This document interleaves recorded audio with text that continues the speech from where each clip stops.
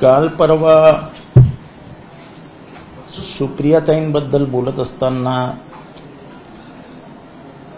सुनील तटकरे साहेबांनी म्हटलं की मी शूद्र असल्यामुळे कदाचित माझ्यावर टीका होत असेल. हे ते विसरले की हे म्हणत असताना जरा मागे वळून बघितलं असतं किंवा डोळे बंद करून मागचा विचार केला असता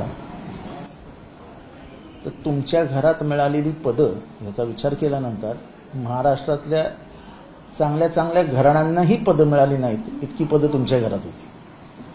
आपली संख्या कमी असताना केवळ शेका पक्ष हा साहेबांना वडिलांप्रमाणे वागवतो म्हणून विरोध असतानाही मीनाक्षीताई पाटील, जयंत पाटील या सगळ्यांनी साहेबांचा आग्रह मान्य करून पहिल्यांदा आपल्या मुलीला म्हणजेच अदितीताईंना विधान जिल्हा परिषदेचं अध्यक्ष घोषित केले आणि त्यांना मतदान केलं. जेव्हा जेव्हा आपल्यासमोर अडचण उभी राहिली तेव्हा तेव्हा साहेब शिका पक्षाशी बोलले आणि आपल्या विजयाचे मार्ग सुकर करत गेले. आपल्याला मंत्रिपद दिलं, आपण भावासाठी आमदारकी मागितली ती दिली, आपल्या पुतण्यासाठी आमदारकी मागितली ती दिली, आपल्या मुलासाठी आमदारकी मागितली ती दिली, खासदारकीची वेळ आली तेव्हा आपल्याला खासदारकी दिली. असं कुठलं पद होतं महाराष्ट्रातलं ते दिलं नाही. म्हणजे मी स्वतःला ज्येष्ठ म्हणू शकतो पण मला मागे ठेवून आपल्या मुलीला रायगड जिल्ह्याचं पालकमंत्रीपद देण्यात आलं. मी एक शूद्रच होतो, मला काय मिळालं?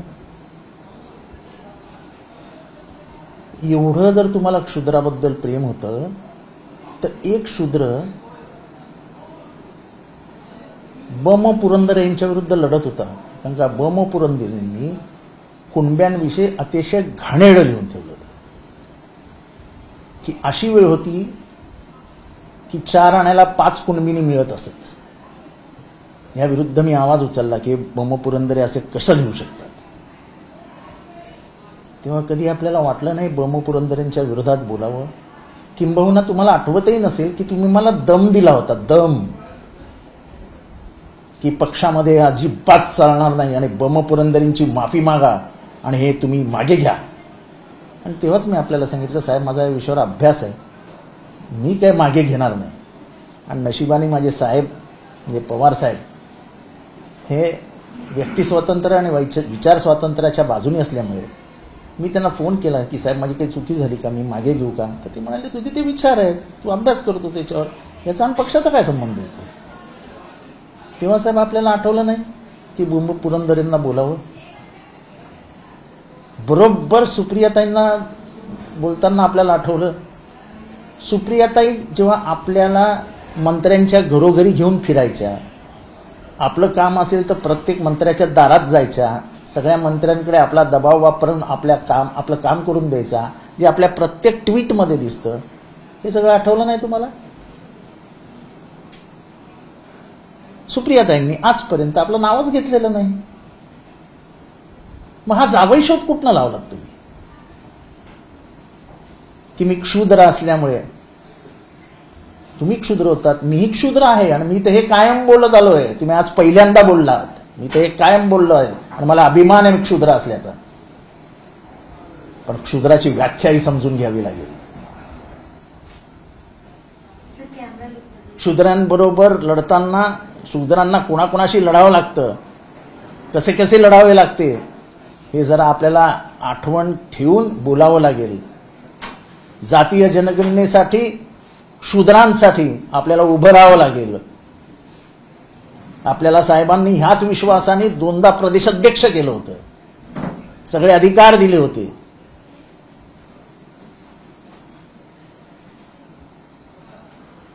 तेव्हा आरोप करताना किंवा एखाद्याला अडचणीत असताना आपण कधीही न वापरलेलं शस्त्र आपण वापरलं, पण ते शस्त्र वापरताना या शस्त्र आपल्या हातनं कसं बोथड झालंय याचा विचार आपण करायला पाहिजे होता. आता सुनील तटकरेंनी एक गौप्यस्फोट केलाय की 2000 2009ला आम्ही शिवसेनेबरोबर लोकसभा निवडणूक लढणार होतो, मग काही कारणामुळे ती निवडणूक लढवली नाही. असं आहे की आता कोणाला काय गोप्यस्फोट करायचे, ते बीजेपी बरोबर जाणार होते, आम्ही आशा बरोबर जाणार होतो, आम्ही तशा बरोबर जाणार होतो, याची उत्तरं देण्यात काही अर्थ नाही. कोणी काही बोलेल, झालं का? मी सांगतो, मला हे साहेबांनी स्वतः सांगितलेलं की तटकरे आणि अजून एक व्यक्ती आहे, ज्याचं मी नाव घेऊ इच्छित नाही, मला ते सकाळी सकाळी येतात, चला बीजेपीत जाऊया साहेब, चला ना बीजेपीत जाऊया साहेब, चला ना बीजेपीत जाऊया. म्हणाले हे तुमचे दोन विरोधी पक्षातले नेते काय लढणार रे म्हणाले तुमच्याबरोबर, यांच्या तलवारीचे मॅन करून बसले. ते साहेबांचे शब्द आहेत. मी जी अलिबागच्या मीटिंग बद्दल बोललो होतो, ते अलिबागच्या मीटिंगचं आयोजन कोणी केलं होतं? काही निवडक प्रतिनिधींबरोबर बसून आपण बीजेपीत जाण्याचा निर्णय कोण घेणार होतं? उगाच साहेबांचं म्हणजे असं बाहेर न येऊन साहेबांना काहीतरी अडचणीत आणायचे, शिवसेनेबरोबर जाणार होते, ह्याच्याबरोबर जाणार होते, त्याच्याबरोबर जाणार होते. अहो निर्णय करायला तुम्ही जे गेलेले 8 जण आहेत ना, तुम्हीच निर्णय करत होतात. साहेबांना घेरलेलंच तुम्ही होतं. किचन कॅबिनेट झालं होतं साहेबांचं. साहेबांना ह्या कोठडीतनं फुटताच येत नव्हतं. ही कोठडी म्हणेल तेच पूर्व दिशा, असंच साहेब करायचे. आमचा तर साहेबांना पण आम्ही दोष देत असतो की साहेब कधी ह्यांच्या अशा ह्या मगरमिठीतनं बाहेरच येऊ शकले नाहीत. कधी कधी साहेबांनी डिसिजन्स घेतले, जसं पुरंदरेच्या वेळेस त्यांनी मला सांगितलं कोणाचंही ऐकू नकोस, तुला जे मांडायचं ते मांड, मी तुझ्या बाजूनी आहे. आणि मला सुनील तटकरेंनी दम दिला होता पक्षातनं काढून टाकीन म्हणून. आणि मला वाटतं मी पुरंदरेंच्या बाबतीत अजिबात चुकलेलो नाही.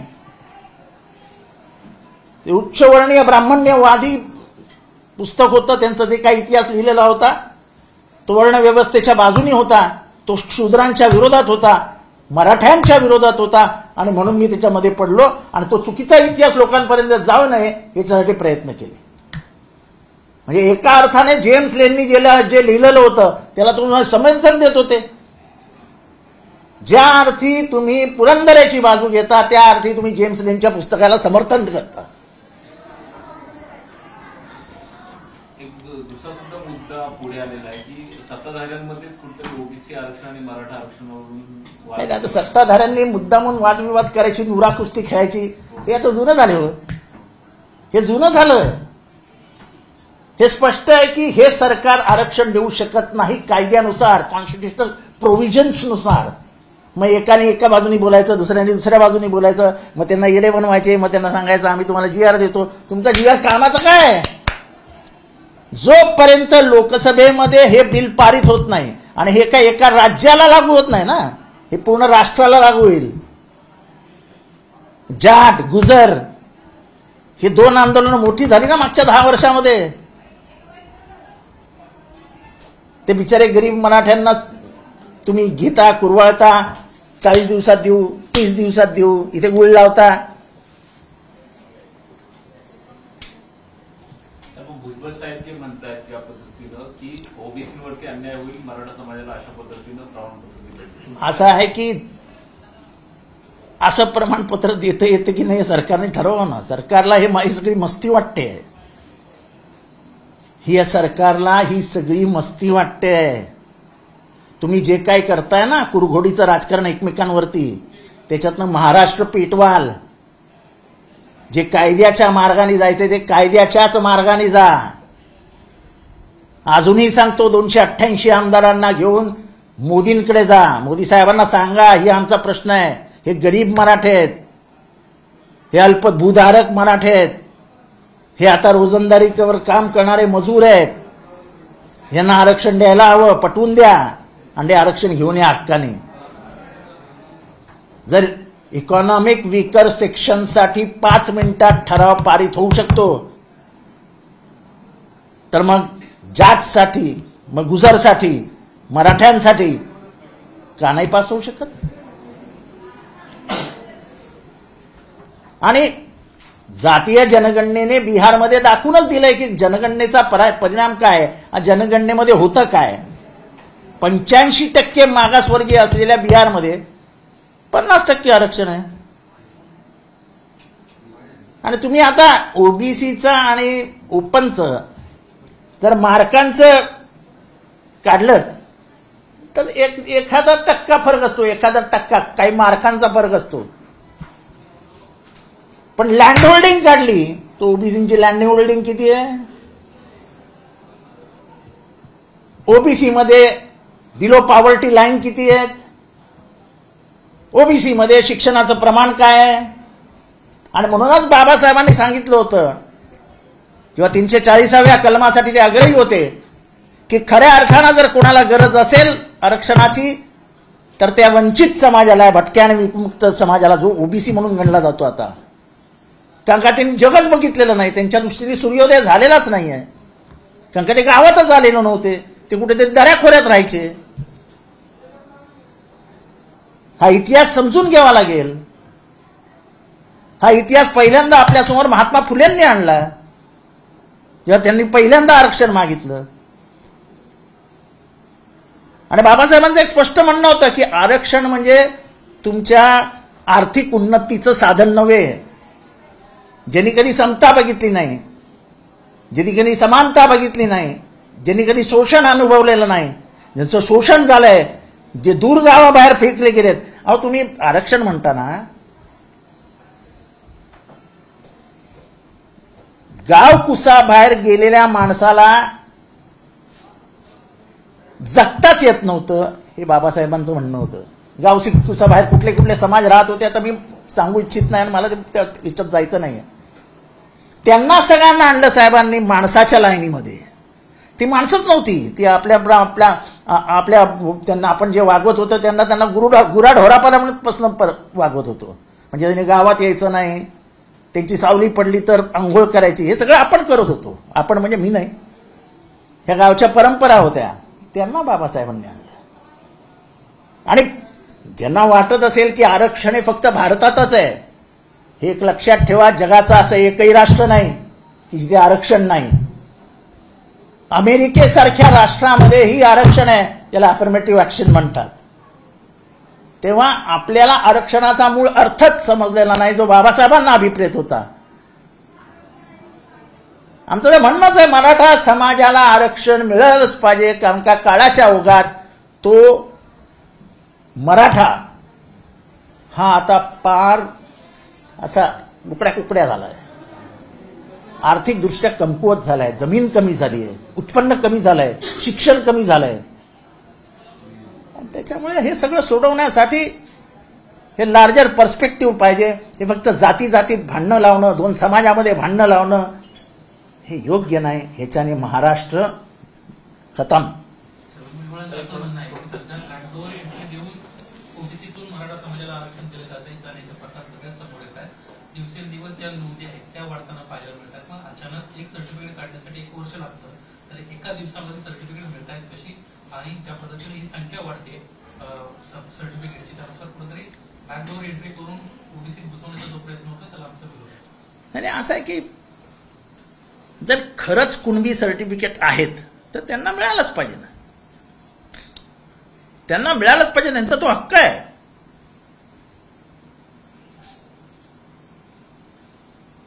पण ओबीसी समाजामध्ये आपल्या महाराष्ट्रामध्ये 329 जाती आहेत. अशा जाती आहेत की आपल्याला माहित पण नाही. भामटा राजपूत, हे किती जणांना माहिती असेल की भामटा राजपूत नावाची जात आहे?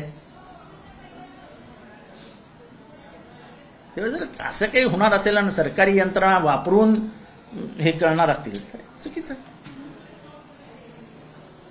जालन्यामध्ये अमानुष लाठीचार्ज झाला हे सरकारनं मान्य केलं होतं, माफी सुद्धा मागितलेली होती, तरी सुद्धा छगन भुजबळ यांनी आता दावा केलाय की आधी दगडफेक झाली म्हणून लाठीचार्ज झाला.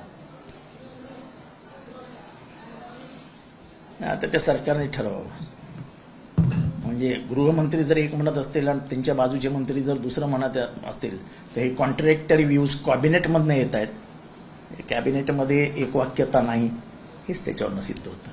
भुजबळांची काही वक्तव्य पाहिली तर सरकारसोबत ते ज्या पद्धतीने मागच्या काही चर्चा झाल्या मराठा आंदोलन स्थगित करताना किंवा मराठा समाजाची समजूत काढताना, तर अगदी त्याची उलट विधानं ते करताना पाहायला मिळत आहेत.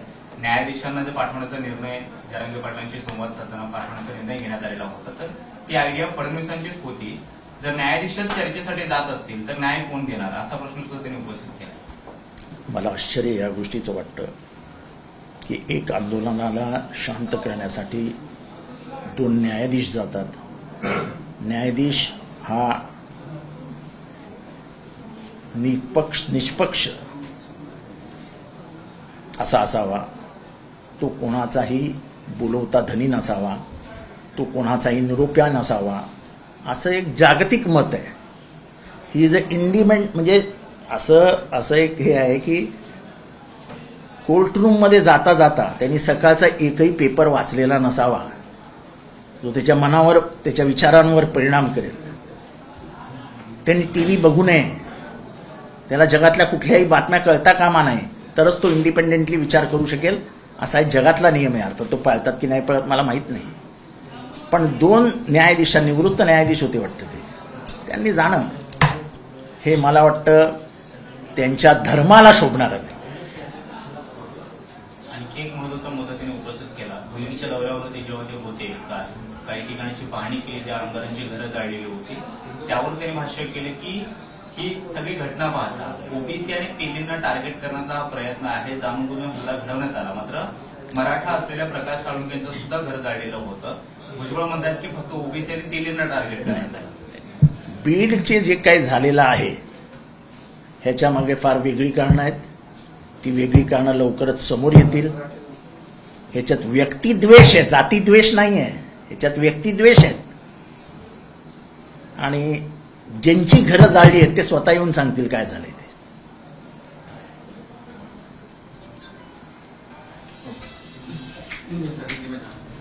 चला आता मराठीमध्ये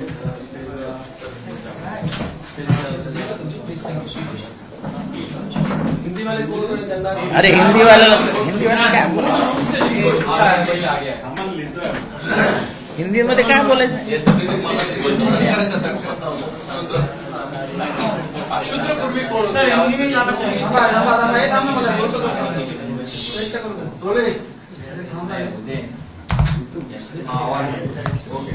हा पुढे घ्या आता आमच्या साईडला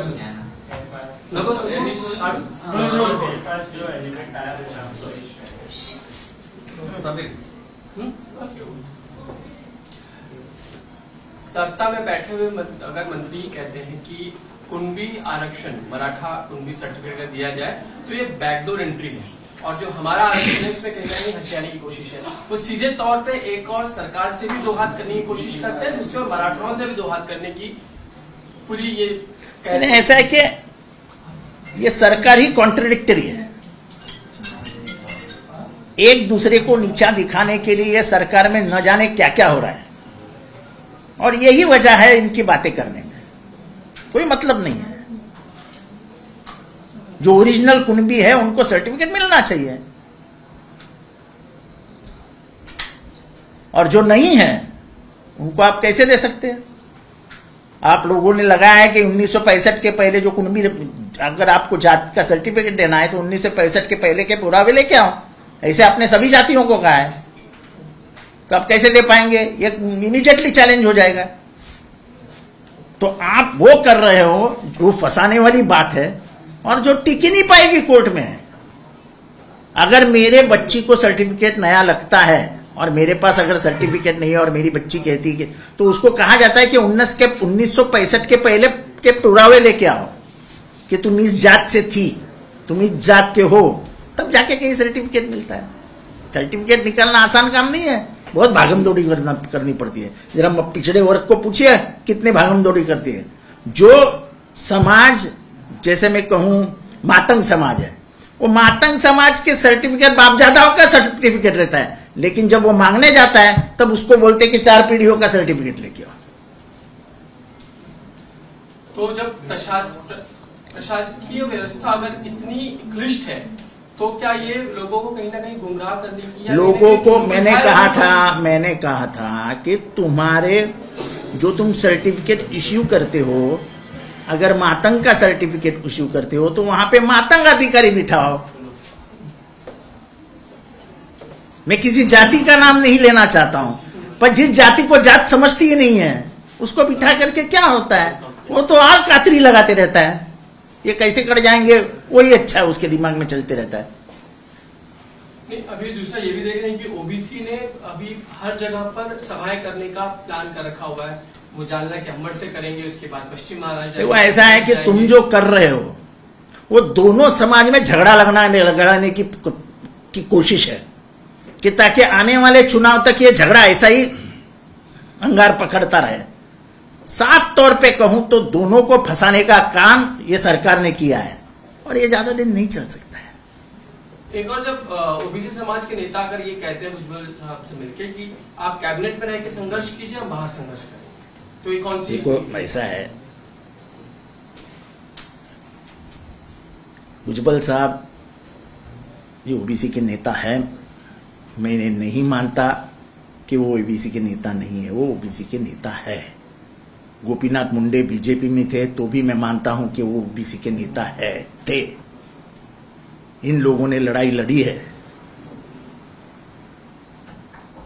हमारे सबसे बड़े लीडर है ओबीसी के लालू प्रसाद यादव जी। ये इस बाजू में देखिए तो तेजस्वी यादव जी, मुलायम सिंह यादव जी, वो तो गए कैलाशवासी मुलायम सिंह यादव। तो एक बड़ा ऐसा है, ओबीसी कोई सीमित नहीं है ना, ओबीसी का बहुत बड़ा तबका पिछड़ा हुआ है और इसी कारण तो मंडल आयोग आया। इसी कारण तो बाबा साहब अंबेडकर ने कहा था कि जब तक मैं इन लोगों को रिजर्वेशन नहीं दे पाता तब तक मैंने न्याय किया पिछड़ों से, ऐसा नहीं कह सकता हूं। जब आप कह रहे हैं कि छगन भुजबल ओबीसी नेता है, तो ऐसे फिलहाल जो स्टैंड ले रहे हैं, कुणबी मराठा सर्टिफिकेट को विरोध दिखा रहे हैं और जो बातें वो कर रहे हैं, क्या उनकी बातें सही है? ऐसा है, बात बात में अंतर हो सकता है, लेकिन उनकी जो मानसिकता है कि ओबीसी को प्रोटेक्ट करना चाहिए, ओबीसी को आगे बढ़ाना चाहिए, उसके साथ में कुणबी मराठा सर्टिफिकेट की अगर देखो बात ऐसा कुणबी सर्टिफिकेट डायरेक्टली कैसे दे सकते हैं आप? वडार समाज के आदमी, वो अगर कर्नाटक से आता है और उसकी 3 पीढ़ियां यहां रहती है, तो भी आप बोलते हो उसको 1965 के पहले का सर्टिफिकेट लेके आओ। तो 1965 के पहले का सर्टिफिकेट ये कहां से लाएंगे? और अपने कानून बना के रखा है, ये तो 2 मिनट में हाईकोर्ट में उड़ जाएगा। ये तो सरकार लिपा, क्या बोलते हैं ना, लिपा पुर्ती क्या बोलते हो उसको, वो कह रहे, बाकी कुछ नहीं, जख्म ये नहीं होगी। छगन भुजबल के स्टैंड में आपको कितनी राजनीति नजर आती है, कितनी? देखो मैं खुद राजनीति नहीं करता जाति पाति के मामले पे। मेरी बहुत स्पष्ट भूमिका रहती है, चाहे वो धर्म की राजनीति हो चाहे इसकी राजनीति हो। कितने लोगों ने बढ़कर और चढ़कर कहा कि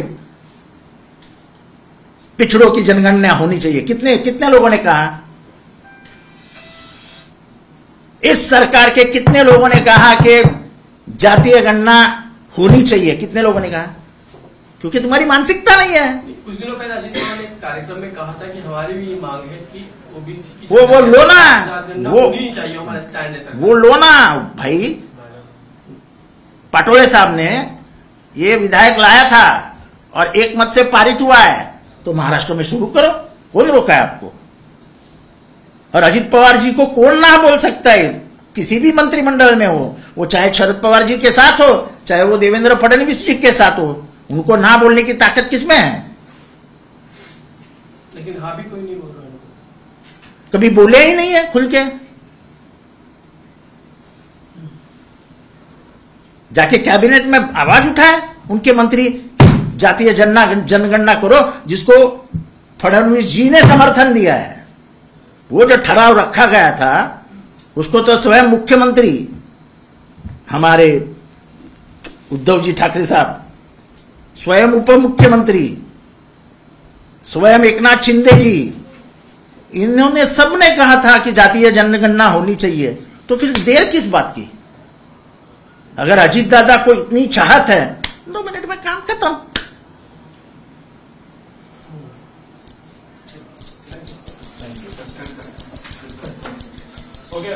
एक सवाल मेरा था रह गया। मेरा सवाल ये है कि रिपब्लिकन पे बॉम्ब पड़ने वाला है। अच्छा बोलो चलिए, ये कोई लाइव नहीं लेगा। हाँ बोलना। मेरा सवाल ये है कि आप ये कह रहे हैं कि छगन भुजबल की जो बातें हैं उसमें विरोधाभास है या सरकार की मैं ऐसा कभी भी नहीं बोला कि उनके बातों में विरोधाभास है। सरकार मेरे मुंह में बशब्द मत डालो। विरोधाभास सरकार की बातों में सरकार विरोधाभासी है। सरकार, मैं छगन भुजबल नहीं बोला। विरोधाभास है। तो ऐसे स्थिति में शरद पवार खुद जाते हैं, जरांगी पाटिल से मिलते हैं, वो जो है ऑल पार्टी मीटिंग में भी शामिल होते हैं, फिर ये कंसेंसस भी पास हो जाता है, रेजोल्यूशन भी पास हो जाता है कि आरक्षण तो मिलना चाहिए। राष्ट्रवादी कांग्रेस पार्टी किसी विकल्प के साथ सरकार के पास क्यों नहीं जाती कि आपको क्या मालूम सरकार को विकल्प दिया है या नहीं दिया है? तो आप कोई जनता में चर्चा करने की बात है क्या? वो 54% जो 50% का कैप है, उसके अलावा आरक्षण कैसे दिया जाए? तो वही तो बात है कि आपकी सरकार यहाँ पर है, आपकी सरकार वहां पे है। आप लोकसभा में ठराव पारित कर दीजिए, जैसे आपने इकोनॉमिकली वीकर सेक्शन के लिए 10 मिनट में ठराव किया, वैसा सबके लिए कर दीजिए।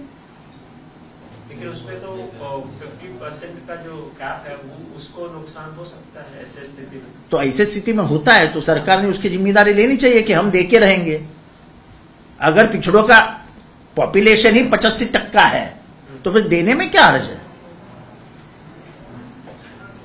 फिर आरोप लगता है कि जातिगत राजनीति बीजेपी कर रही है, जातिवादी राजनीति कर रही है भारतीय जनता पार्टी। किसने आरोप किया? लगाएंगे आपके लोग? हम क्यों लगाएंगे? हमारी ही मांग है कि जातीय न्याय जनगणना होनी चाहिए। हमने कब कहा? सर सवाल सिर्फ इतना भी कि अगर खुद जजेस जाते हैं समिति की और बात करते हैं उसको लेकर भी आक्षेप होना चाहिए, आपको लगता है इस बात? बिल्कुल आक्षेप होना चाहिए। कोई जज किसी पार्टी की बाजू ले ही नहीं सकता, कोई जज किसी पार्टी से खड़ा ही नहीं हो सकता। वो जो उसकी गरिमा है, उस पद की जो गरिमा है, उसको मिट्टी में मिला रहे हैं। और जज इज अ जज।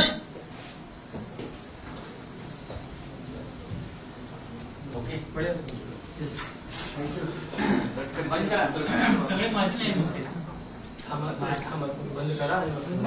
सगळे माझे नाही. माझी जरी असले तरी त्यांनी कुठशात मध्ये पडायला पाहिजे, ह्याला काही मर्यादा आहेत. एका जातीच्या राजकारणामध्ये एखाद्या जजनी जाणं हे त्याला शोभा देत नाही.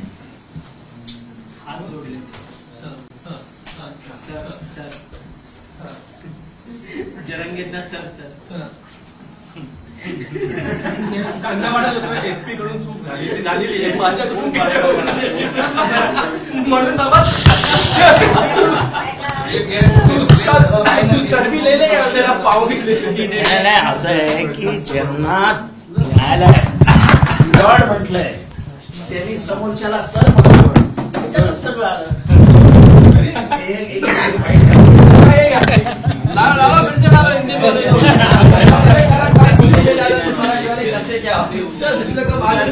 खबर मालूम नहीं मराठी वाला को क्या लेंगे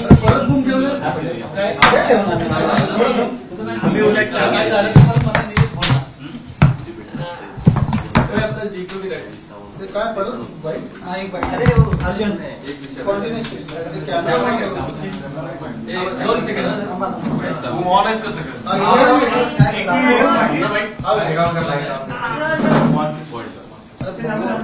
गुम खर्च करू